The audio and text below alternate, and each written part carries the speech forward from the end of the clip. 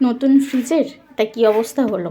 আসলে কি বলো তো, আমরা যখন কোনো কিছু আশা করে কিনি আর সেটা যদি এরকম ড্যামেজ আসে, তখন না মনটা ভীষণ খারাপ হয়ে যায়। তো সেটা আমার সাথেও হয়েছিল।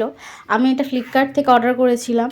তো যখন আমার ডেলিভারিটা আসে তখন ফ্রিজটা এরকম ড্যামেজ ছিল, বাট আমি জানি না এটা সঙ্গে সঙ্গে রিটার্ন করে দেওয়া যায়। এটা আমার জানা ছিল না, তো রিটার্নটা করা হয়নি।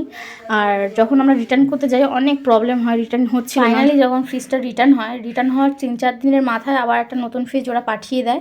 আর আমরা ভালো করে সবটা চেক করে নিচ্ছিলাম যাতে আর কোনো প্রবলেম না হয়, যাতে কোনো ফ্রিজে কোনো ডিফেক্ট না থাকে। তো ওরা আগের ফ্রিজটা ওরা নিয়ে যায় আর নতুনটাও ভেতরে ঢুকিয়ে দিয়ে যায়। সেই সময় গিয়েছিল লোডশেডিং হয়ে। তো যাকে ফ্রিজটা ভালো এলো সেকেন্ড টাইম। তো এইটুখানি শেয়ার করার ছিল।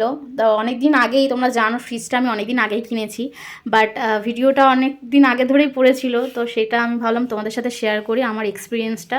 তো এই ছিল আমার এক্সপিরিয়েন্স। তোমাদেরকে এইটুখানি বলার যে কোনো কিছু যখন তোমরা নেবে কিনবে, তো তখন সেটা ভালো করে চেক করে নেবে। আর যদি কোনো প্রবলেম থাকে সঙ্গে সঙ্গে রিটার্ন করে দেবে। আর পরবর্তী সময় রিটার্ন করতে কিন্তু খুবই প্রবলেম হয়, যেটা আমার সাথে হয়েছিল, সেইটুখানি তোমাদের সাথে শেয়ার করলাম।